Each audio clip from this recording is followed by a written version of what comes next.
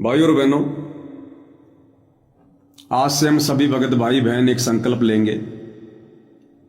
क्योंकि जैसे जैसे परमपिता परमेश्वर आप और हम सबकी बुद्धि ऑन करते जा रहे हैं,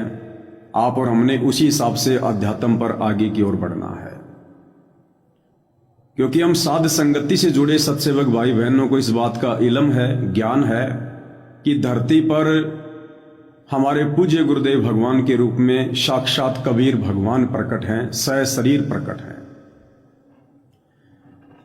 इसलिए भाई और बहनों, आज के बाद हम अपनी दैनिक बोलचाल की भाषा में भगत भाई बहनों से हम जो बातचीत करते हैं, ज्ञान चर्चा करते हैं, या अन्य जगत के लोगों के सामने पूज्य गुरुदेव भगवान की हम चर्चा करते हैं, तो बार बार हम कह देते हैं संत रामपाल जी, संत रामपाल जी, संत रामपाल जी। तो आज के बाद हम कोशिश करेंगे कि हम अपने पूज्य गुरुदेव भगवान के नाम से पहले संत शब्द का प्रयोग ना करें,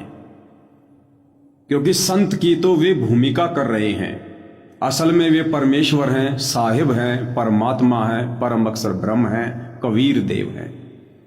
जैसे वाणी आती है, साहिब से सतगुरु भये, सतगुरु से भय संत, धर धर वेख विशाल अंग, ये खेल है आदि और अंत।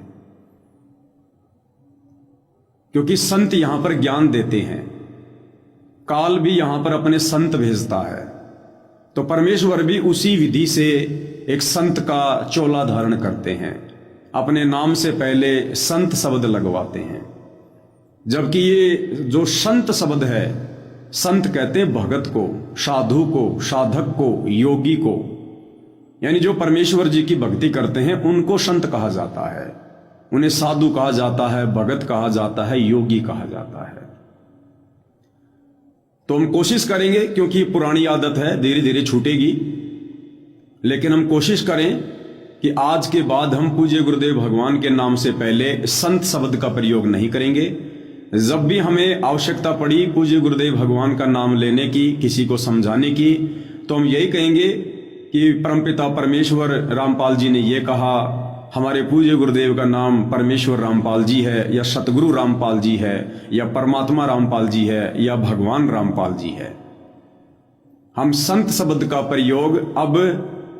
अगर गलती से निकल गया तो निकल गया, अन्यथा अपनी तरफ से हम भाई बहन अब आगे से